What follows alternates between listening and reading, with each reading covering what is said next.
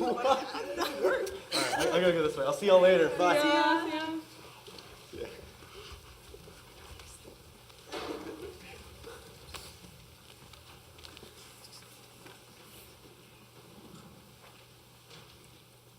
A message from white America. Breathe. Breathe until you are satisfied. Sigh. Take deep breaths of this air which my God so generously provides. You caught that, didn't you? Yes, mine. See, we've decided that he is not yours. See, we've decided that melanin is not pure. Hair of wool is too, what's the politically correct term again? Urban. And brass, that's just a sun-kissed tan. So accept our facts. Alternatively, they've been edited to replace what was sacred, so we can justify why you are hated, so we can justify your enslavement. So breathe while you still can. Pick cotton with those brass hands. Run a comb through that hair of wool. It's unprofessional. No matter how loose those curls. Breathe our air. Walk on our ground. Eat from our land. And say thank you. Because ultimately, we don't have to let you breathe.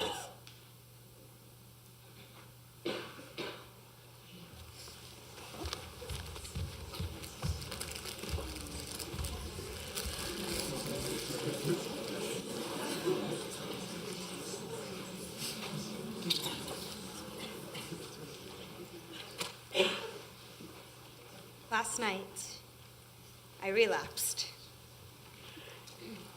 For the third time this semester. I didn't tell a soul. My friends all know I had an eating disorder in high school, but I do everything possible to hide the fact that I might still be fucked up.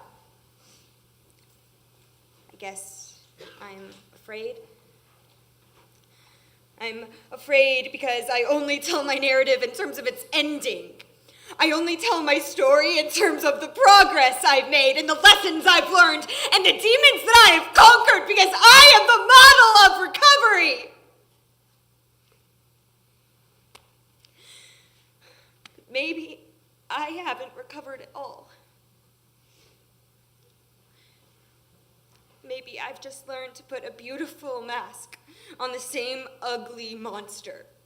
I say that I'm proud of my battle scars, but just to hide the wounds that are still raw and bleeding.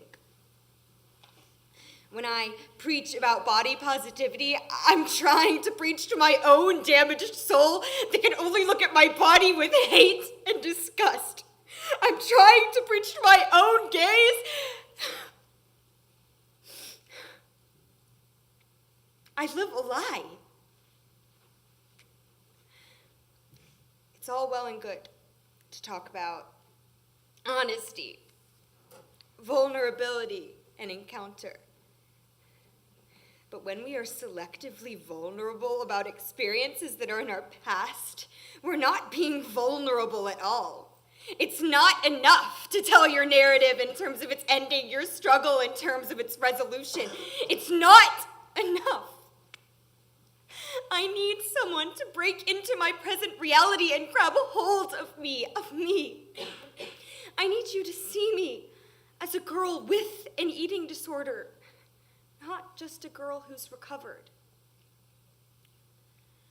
I need you to love me as a girl who tortures her own body, not just a girl with a history of being self-destructive.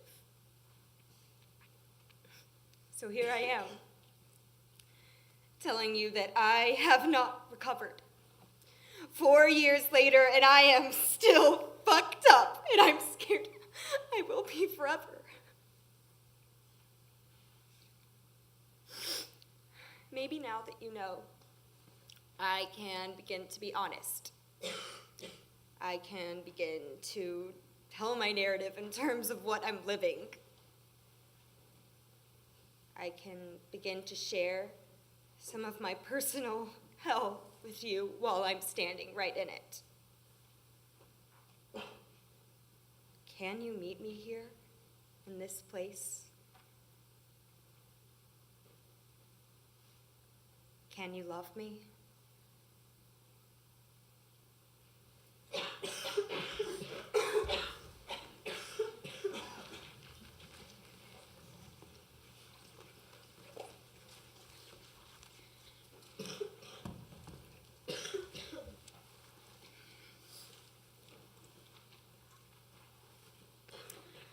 So someone asked me what it felt like to be a black woman in America.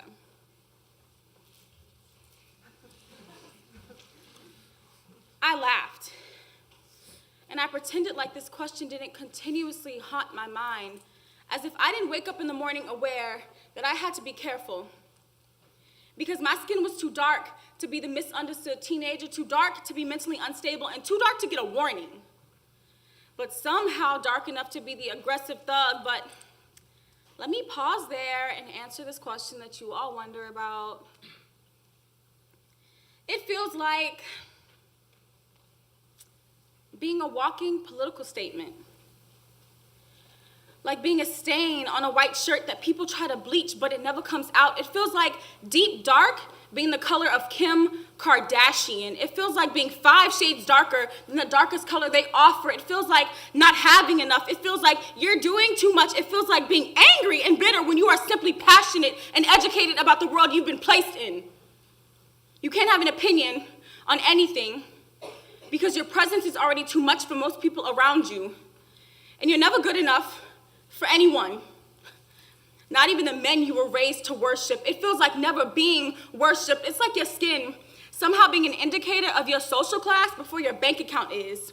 It's like being an athlete before being a scholar. It's like being the sister of an athlete before being a scholar. It's like being mistaken for a custodian in your residence hall before being a scholar. It's like never being a scholar. It's like asking for a seat and being told to stand. I always have to stand. It's like praying to a God that may have never been yours, but brought you through slavery and oppression just for you to find your way back home.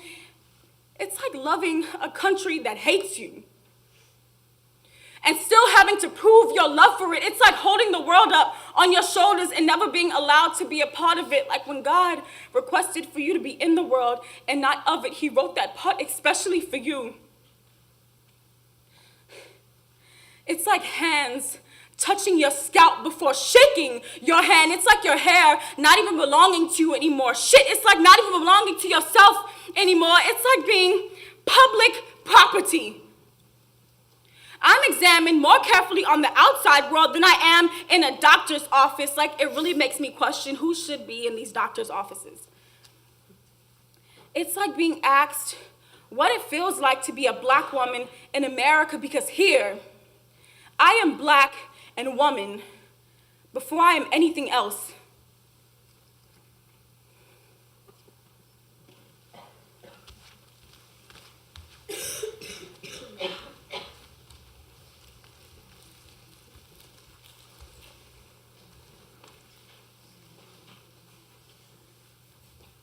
I lost my virginity at 5 a.m. on a Saturday morning in a big Midwestern city. I took a picture of my shirtless body and put it on Grindr. The app churned and heaved and spat out a muscular body belonging to a handsome 35-year-old man. He told me to come over. I put on my shoes and tiptoed out of the hotel room and into the streets of Chicago. The headphones in my ears blared music and my heartbeat pounded along to the tune of the song. When I got to his apartment building, I gave the doorman a fake name. I signed in as Tom Smith. both generic and forgettable. In the elevator, as the doors closed, I thought about leaving, yet as they opened on the 14th floor, I found myself strolling, almost casually, down this darkened hallway to his apartment. He opened the door fully naked. He appeared older than I had believed, yet undeniably attractive, muscular, and handsome, a real man. At 19, I still felt like a boy. Inside his spotless apartment, he requested that I take off all my clothes and watched hungrily as I did. Once I was naked, he pressed me up against the wall, his mouth hopping between my lips, my neck, my chest, his warm body curling around me. He was fast and experienced. I was young and innocent, yet I followed his every move and satisfied his every desire. Soon I was in his bed and he was on top of me, knotting us together, twisting our bodies into a symbiotic organism.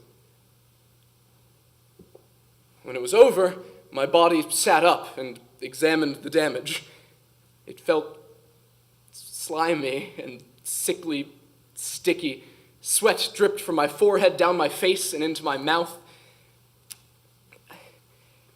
Inside, my soul awoke and retched violently at the disgusting act it had just witnessed. It curled itself up against that fleshy wall, cold, and held its breath. The man offered me a towel.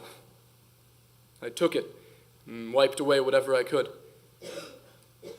Back inside my hotel bathroom, I took my clothes off of my own account and stared at myself in the bathroom mirror. Was I now a man? There's a moment in Philip Pullman's novel, The Amber Spyglass, where the protagonists, Lyra and Will, have a picnic in an alternate Garden of Eden. Suddenly possessed by a newfound sexual desire, Lyra turns to Will and feeds him a piece of red fruit. Her fingers pause at his lips. His hand raises up to meet them. And then, like two moths clumsily bumping into each other, with no more weight than that, their lips touched. It's a fumbling, rushed, gorgeous manifestation of love. Virginity lost, paradise found. I wanted that too. I wanted to be looked at by somebody that I loved, to have them hold their fingers up to my mouth, pausing before meeting my lips with his own, losing our innocence together. But Grindr is no Garden of Eden. And I had allowed my innocence to be stripped from me by a man I would likely never see again. I stood standing in the hotel bathroom where my nakedness could be mine and mine alone. Inside, my soul raised its head and inhaled deeply, daring to breathe again.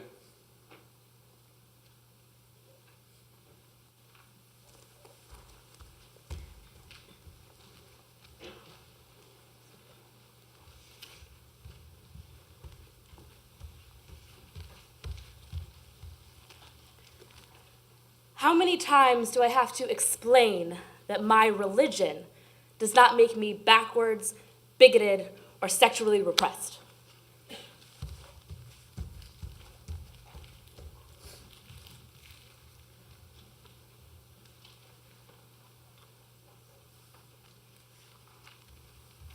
I can count the number of black girls in my dorm on my left hand, and I'm one of them. I have no black friends.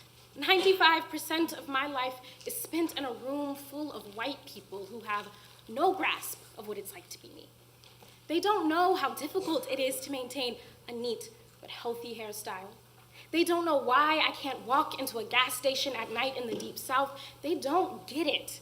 Why I hate it when people assume I'm at this school on an athletic scholarship. And they don't know how I feel when I object to blind dates because I fear that the boy might reject me on the basis of my skin color.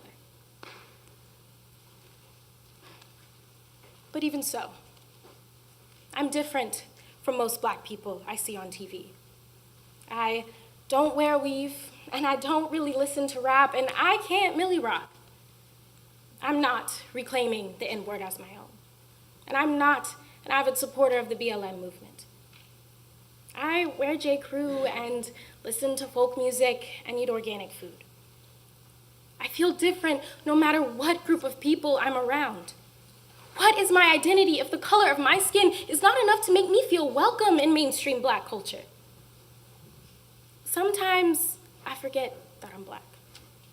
Yesterday, I was on Instagram watching a video of a group of Black teens in a dance circle, and I thought to myself, wow, they're so cool. I wish I were Black. Immediately, I thought, shit.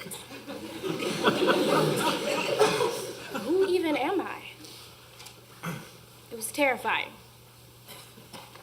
Sure, I'm Black, but am I really Black? If I were standing in that dance circle, I'd be ostracized for looking and behaving white. Where do I fit in?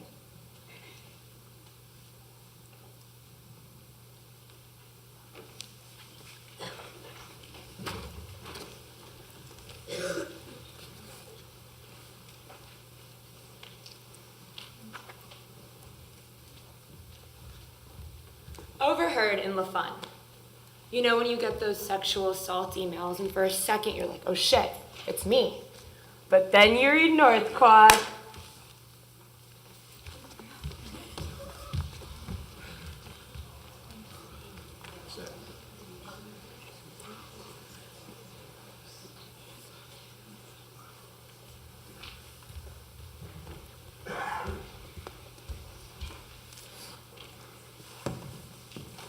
I hate being skinny.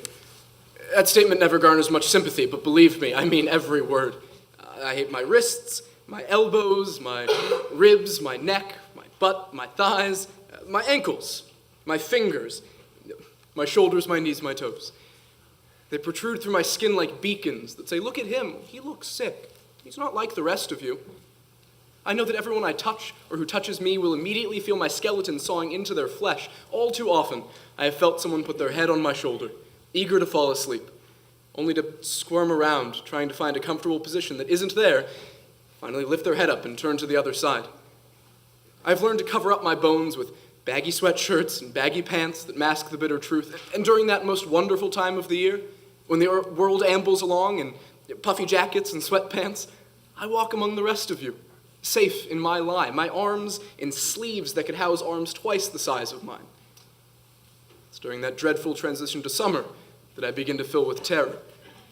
As the rest of the world sheds their outer layers with joy, I continue to wrap myself in thinner jackets and quarter zips while frantically exercising and drinking protein shakes in hopes that my muscles will swell in those critical months to avoid the embarrassments of pool parties and beach days. Despite my best efforts, the results are never satisfactory, and so I spend my summer tugging on my shirt sleeves, praying the material will stretch enough to cover my elbows, and thus maintain the illusion that perhaps I'm not quite as skinny as I look. My friends will tell me that the world doesn't care, and I would love to believe them, but I know that it does. I see that it does every time someone like Chris Hemsworth or Channing Tatum is named sexiest man alive. Men whose biceps are larger than my thighs. My friends will say that they don't care, but I hear that they do. Every time they call someone a twig, or blame their chicken arms for why they aren't good at sports. Perhaps they've learned to forget that I'm as skinny as a rail, but that would be a nightmare for me. To be loved in spite of who I am? I dream of a man calling me hot or sexy and meaning it. Then I look at my ribs in the mirror and I know that would taste like a lie. This is not what sexy looks like to them. Sexy looks like pecs and abs and a bubble butt. These images circle around in my head like ghosts, haunting me, telling me I won't be loved, or worse, I shouldn't be loved. I'll slip on one of my large jackets and momentarily forget who I am, seeing only the person, the man I could be. It makes me so happy. To be honest, I'd give anything to look like that, and perhaps I may still grow into that man in the future, but would I lose who I am along the way? It's funny, as much as I've railed against my stick-like figure, it has been the one constant in my life. My nose has gotten bigger, my hair has been cut shorter, my spine has elongated, but for as long as I can remember, my wrists have been bony, my fingers long and spindly, and my ribcage flush against my skin. When I grow, if I grow, Will I recognize myself, or will I miss this me? After all these years of dissatisfaction, I have weaponized my body through humor. My own jokes about my body serving as armor, protecting me against the jokes and snide comments of others. Would I be able to make people laugh without this comedic backbone? These are supposedly the best years of my life, and I'm spending them in front of a mirror, probing every inch of my frame, trying to imagine a me that isn't there. That is not a life. I'm sick of being scared to wear short sleeves, sick of feeling unlovable, sick of laughing off my self-doubt. It's time to free myself from the chains I have built myself. I will put my head down and become the person I want to be while recognizing the person that I am. I will not do this to fit a mold. I will not do this to make life easier. I will not do this to satisfy others. I will do this because that is the man that insecure boy, with the big nose and bony wrists, deserved to become. And his hopes were too bright for me to give up on them after all these years.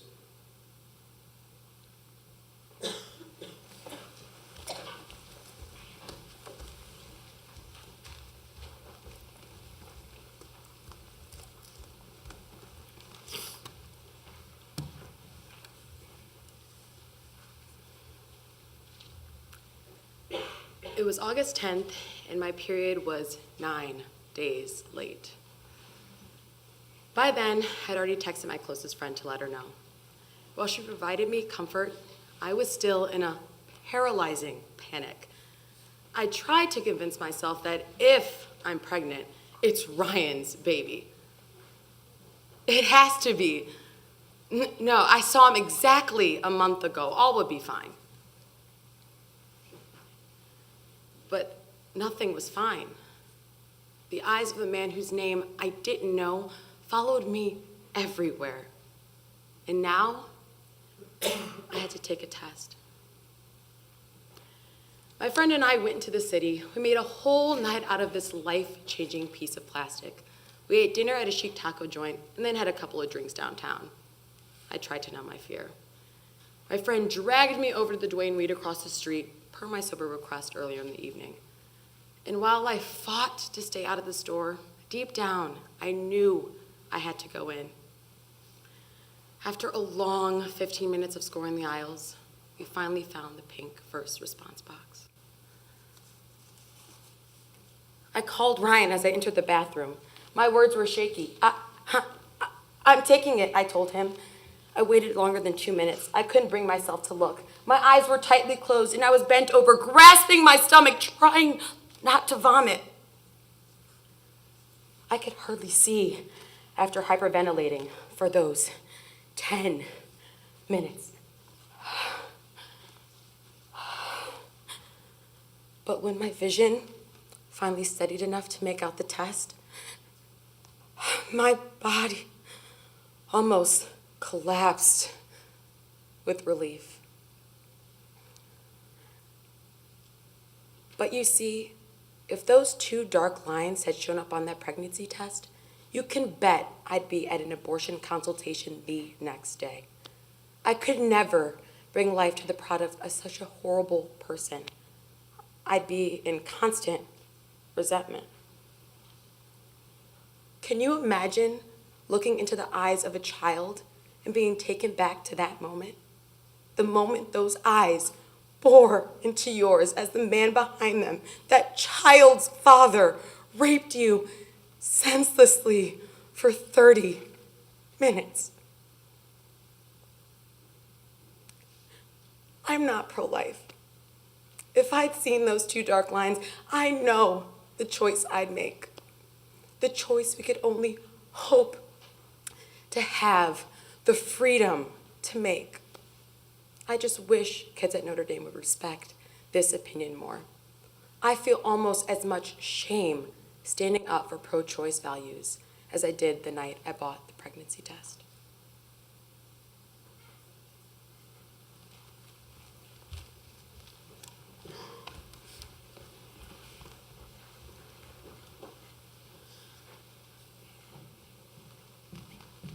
I want you to walk in my shoes, the shoes of a statistic. That night, there were black high heels clicking across campus towards the party. I did not know his friends, only that he might actually like me. I did not know the danger, only that it wouldn't happen to me. Excited steps became graceless stumbles, and the pregame turned into the dance.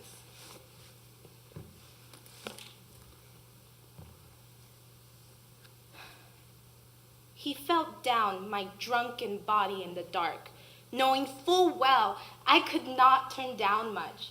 We hadn't even been there for more than 10 minutes, and I hadn't ever been so violated within 20.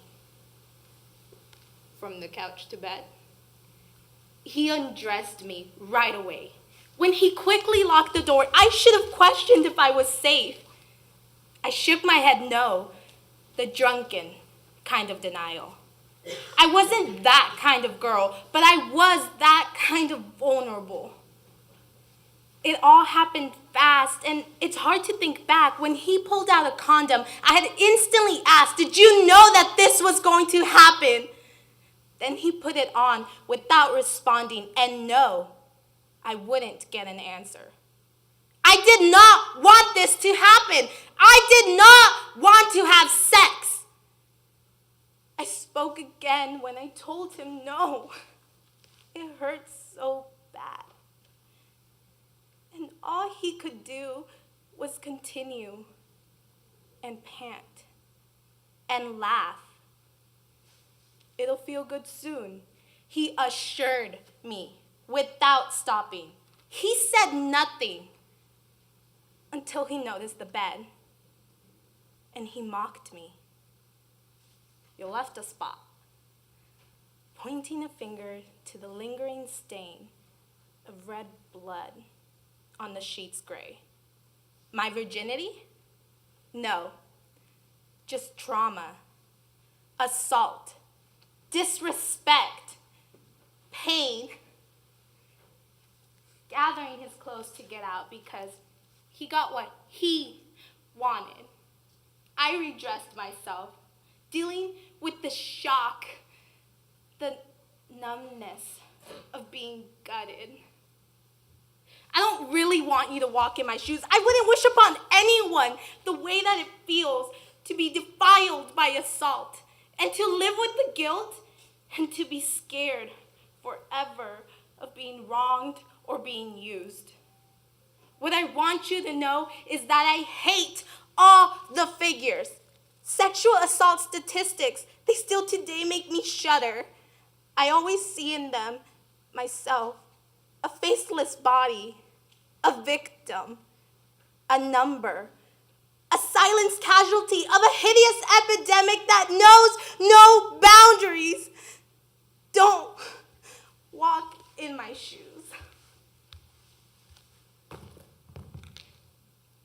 Don't walk in my shoes, but find a way to help change the rate of violence of today and the rates and days ahead of today.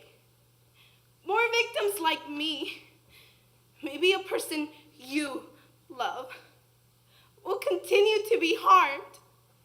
The attacks will not stop. And if you slip up or wear my drunken high heels, he will get away with it. That desecration from which some won't ever heal. I am a statistic. I am forever marked by my belonging to a group of wronged people who must be remembered. They and I cannot be forgotten.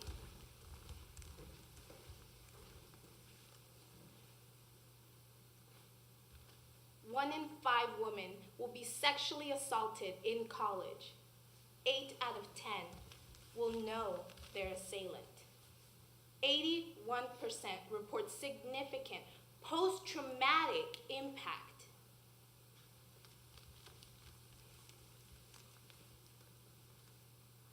80%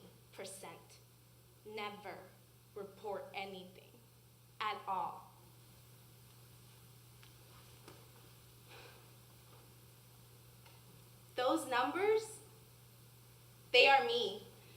I am a number you don't want to be.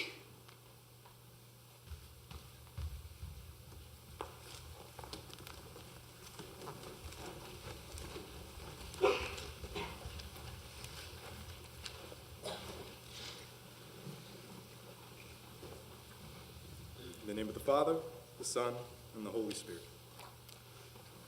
Dear God, why have you made me this way? Why must I live with this cross when I try so hard to love you? Why do you make it hard for me to love who I want to love? Am I supposed to be alone? I'm Catholic. Yes, I know many of us are Catholic, but I'm really Catholic. I go to church as much as I can because I find joy and repose. I'm not trying to say that I'm better by practicing, because I'm not. Rather, I say this matter of fact. I'm gay. I told you I wasn't better. I mean, how can a gay man be really Catholic? I question this every day of my life. Who I am.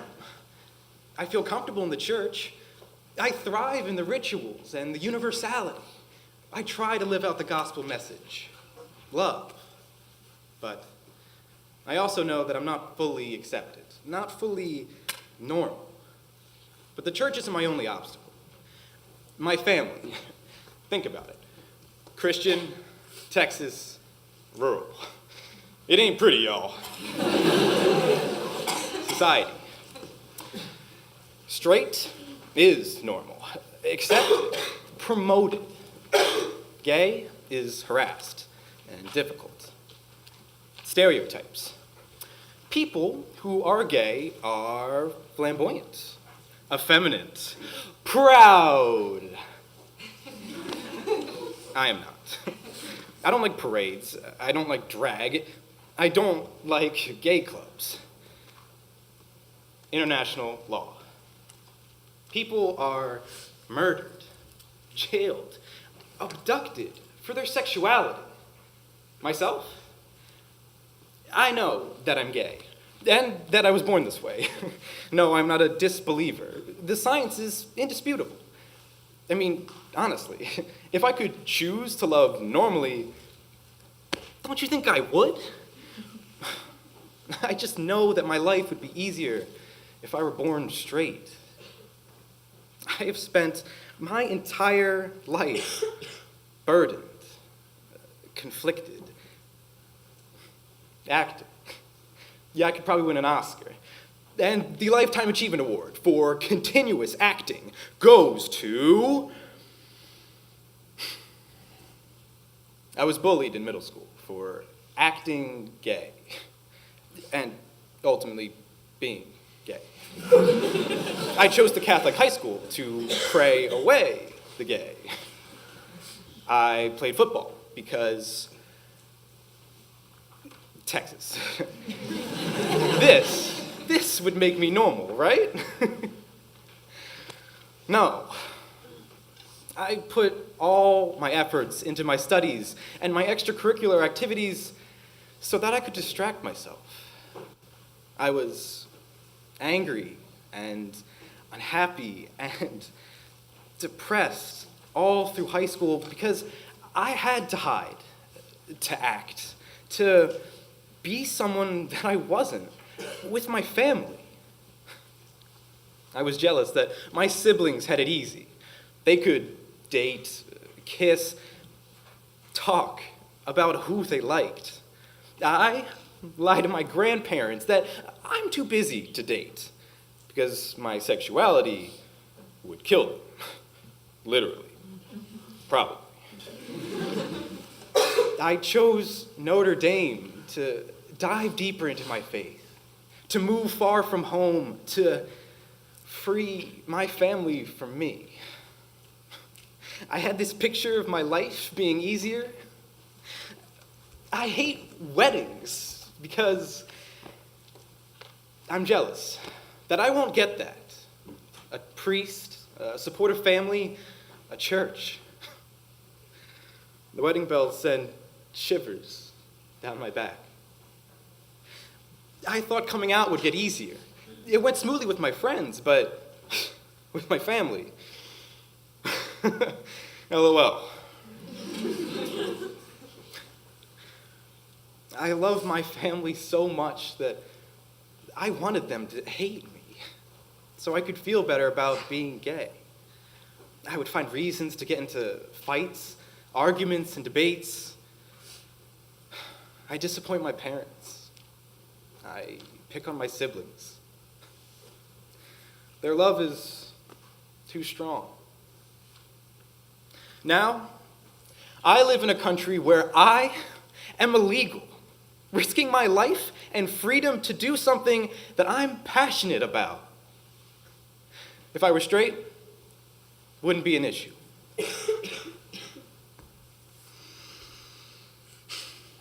Dear God, I would do anything to be normal. Amen.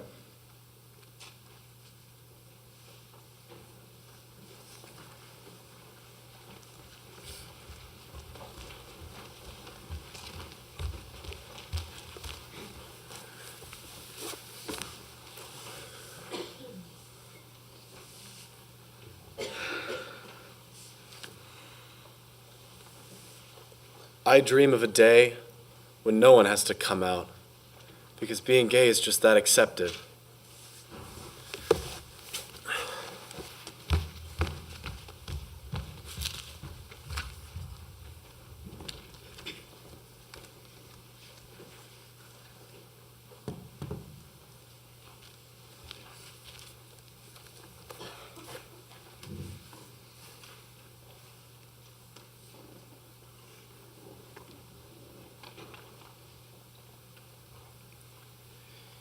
It was a sunny but cold winter day.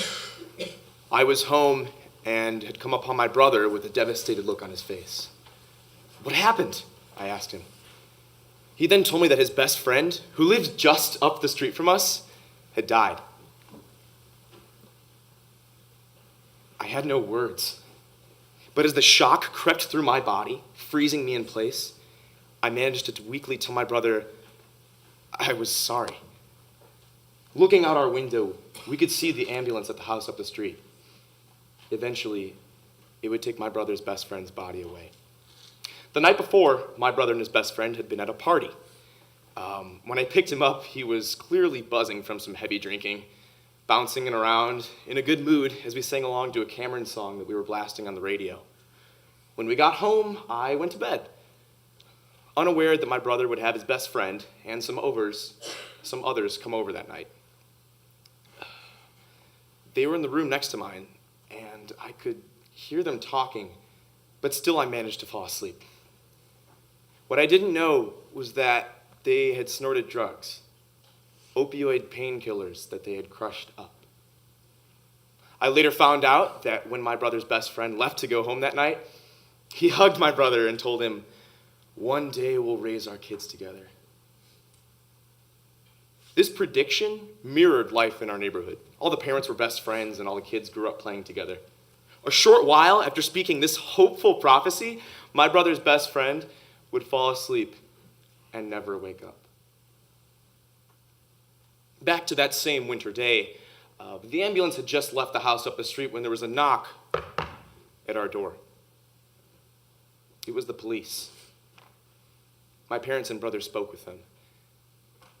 They said that they were investigating my brother's friend's death and wanted to search the house for drugs. My parents gave them permission to come in, and the entire family had to wait downstairs as the police tore my brother's room apart. I could see the guilt and the pain weighing on my brother, but still I had so few words. I had no idea what was going to happen to him, and I had no idea what the police might find. What they found were drugs, and they took them, leaving my brother's room in shambles. No charges were ever filed against my brother, but I knew he would struggle to come back from this. and I was worried about where he might turn to cope.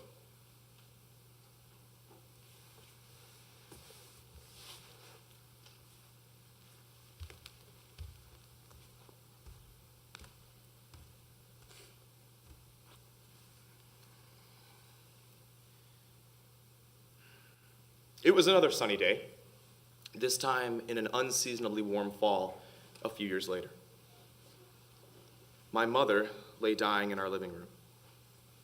She was at home on hospice care from the terminal cancer that was gradually overtaking her.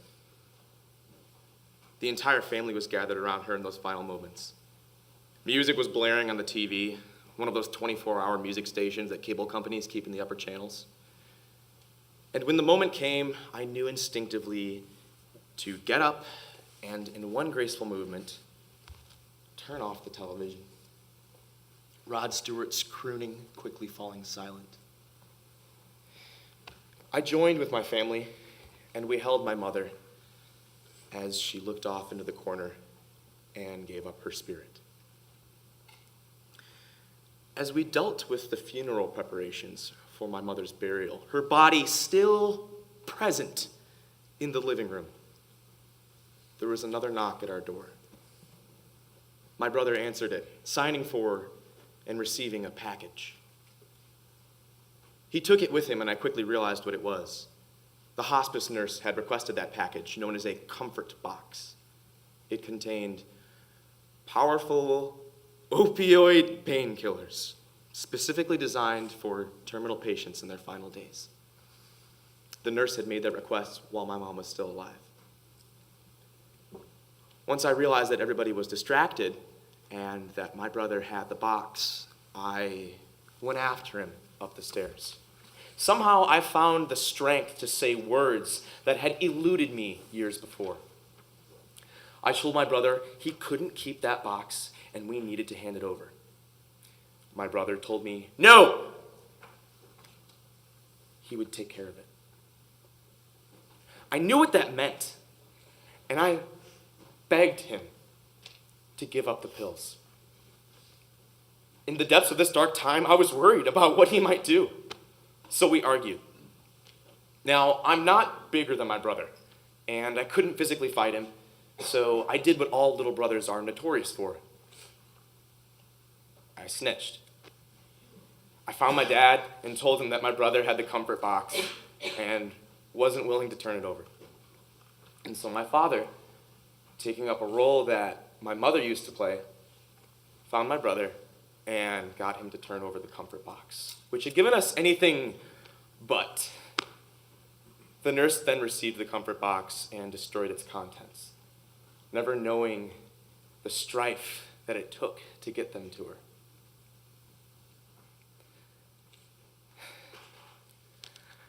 I sometimes wonder what people would think if they knew.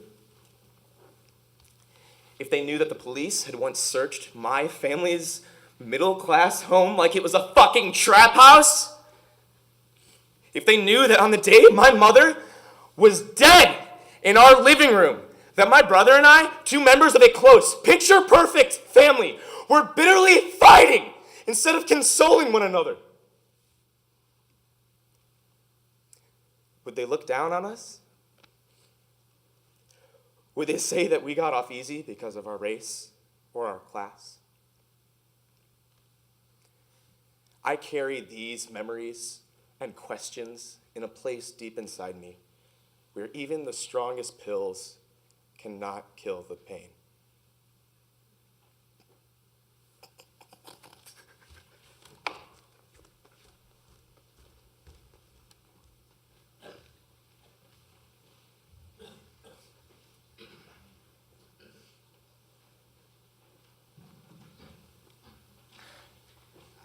I tend to only pray or go to church when I think I might have gotten her pregnant.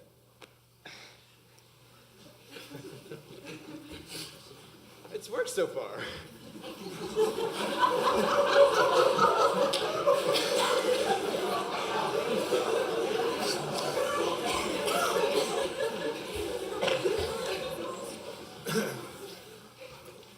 What do you mean you're busy all the time? You're just an RA. First of all, excuse you. Second of all, last I checked, RA doesn't stand for resting on your ass. It stands for ready to act when I see that you are unsafe in any way. It stands for really aware of everything that you are going through and trying to do anything I can to ease your pain. It stands for rest assured that I will be thinking about you every single day. I don't just sit in my room, enjoying my free room and board and admiring my hall decorations. I mediate, I anticipate, I respond, I reassure, I reach out, I include, I hold hands, I give hugs, I laugh, I cry, I mourn, I listen, I worry, I stress, I don't sleep. I sacrifice. Most don't realize just how much I sacrifice. You're the front line when it comes to recognizing and handling your residents' struggles, they say. You're damn right, I'm the front line. Metaphorical bullets have been piercing my thankfully thick skin since before the first day of classes. And unfortunately, I see no end in sight. A new day, a new struggle, a new sacrifice. My only armor is my resilience and my knowledge that what I'm doing has meaning and is bigger than myself. So, you go ahead and continue to criticize me for putting my residence before my schoolwork. Continue to feel annoyed when I can't make it to Fifth and a Friend because I'm on duty. Keep making jokes about how I'm a narc only trying to get my underclassmen in trouble. Please, continue. But no matter what you think, I am not just an RA. I am an RA, and a goddamn good one.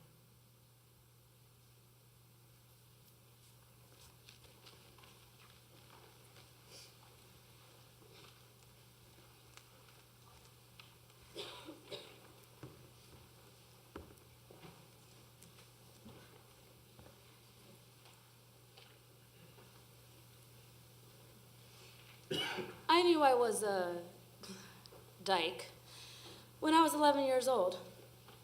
The spinning bottle landed on my 5th grade crush, Maria Mack, at our best friend Addison's sleepover.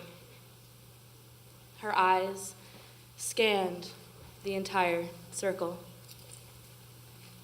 "Don't tell anyone about this," she said. She grabbed my face and went on to kiss me for about 6 seconds. And the tingling sensation that overcame my pre-teenage body would reoccur every time I looked at her in the 7 years to follow. My heart swelling with guilt every Sunday in the church pews. Homosexuality is an abominable sin against God. Flee from the devil. Repent before God. Release those demonic spirits. Pray the gay away. And I prayed. I prayed. And I prayed. And I prayed. And I'm still praying.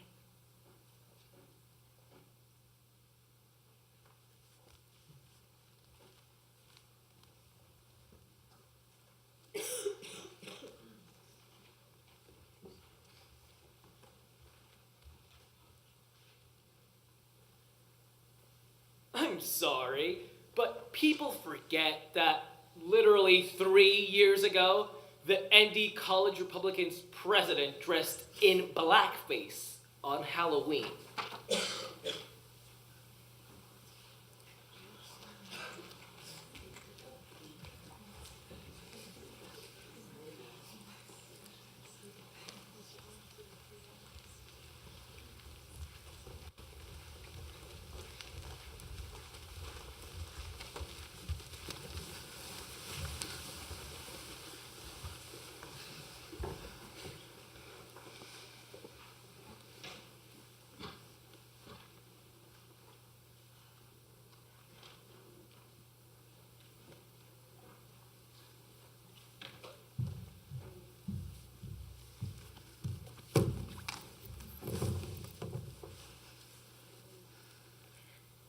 The epitome of perfection can be described as the University of Notre Dame. Well, sometimes you may fail your Calculus 3 exam or turn in your paper at 12:03 a.m. But compared to the outside world, it's perfect. It can be seen from the perfect sea of green, freshly cut grass in South Quad to how there's at least 10 different cereals to eat at the dining halls. Notre Dame contrasts so heavily with home life. I find it hard to adjust to this crystal of a bubble. It contrasts so heavily with home life to the point where I almost feel as if I don't belong. But don't get me wrong. I love my home life. But I don't come from the wealthy, great Catholic family structure that can seem as the overall narrative of Notre Dame. My mother has to work almost 60 hours a week as a nurse, along with taking classes. And my father was deported almost 6 months ago. It was actually my father's dream for me to attend this university. As a child of immigrants, my parents instilled in me how important education is to making something of your life. I want to make them proud, but I just don't think they'll understand this new world. As I mature here, I feel as if I'm drifting further away from my family dynamic, and I don't know who I am. I can't really go home because everything's not quite right since my father was taken. I'm haunted by the memories of the morning I was awoken by my mother telling me there were police officers at our front door and she didn't know what to do. My mother telling me, a 16-year-old, that she didn't know what to do was truly the most frightening moment of my life. I didn't know what to think or what to feel at the time, so I climbed. No, I jumped out of bed, quickly raced down the front stairs, and was confronted by an image that will never be erased from my head. At least 4 officers were crammed into our small living room. Now I look back and sometimes laugh because it seems like a dream. A terrible, awful dream that I cannot stop no matter how hard I scream in my dreams, which later turn into nightmares.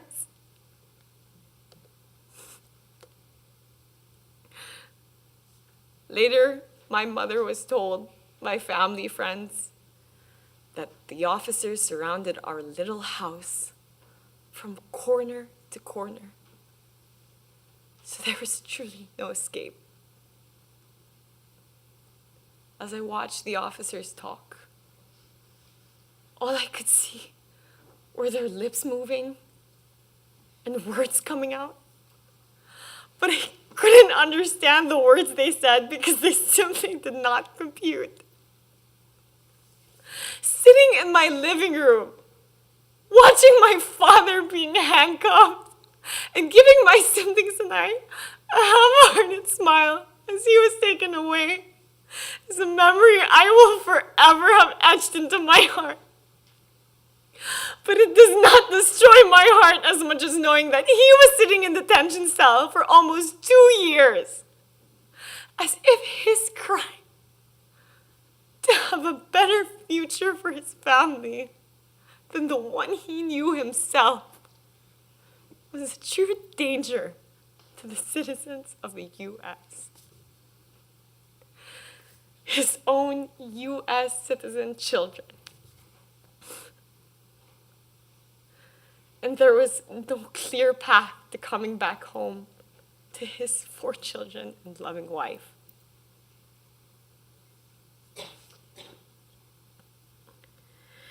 And I don't expect any of you to know what that feels like. To have your entire world ripped out from underneath you. To have a car crash into you at neck-breaking speed from out of nowhere. But to still have everything going in slow motion.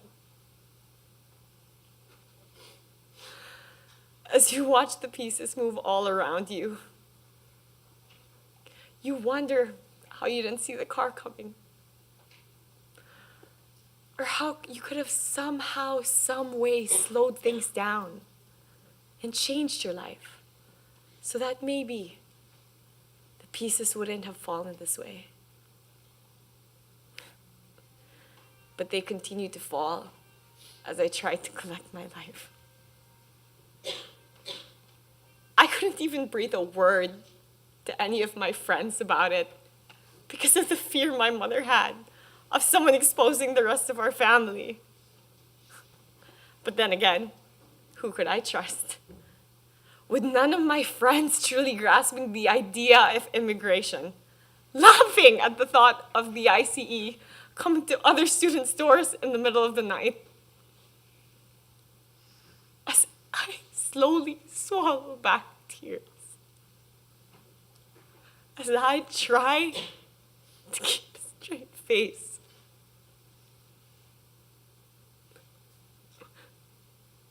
But now, I have arrived at the ideal of a truly perfect institution.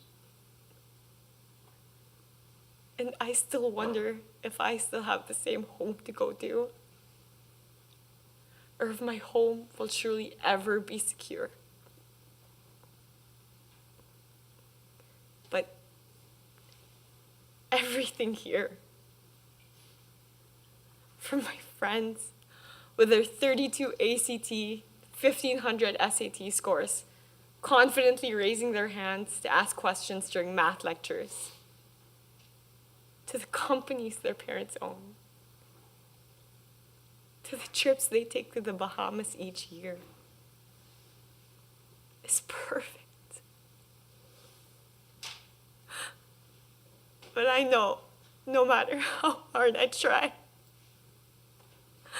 I truly will never fit in. But don't get me wrong. I am so grateful for the opportunity. But I can't shake the feeling that this perfect world I have woken up in is a dream. And very soon, I will one day wake up and go back to reliving the nightmare of the night my father was taken. And I felt so hopeless.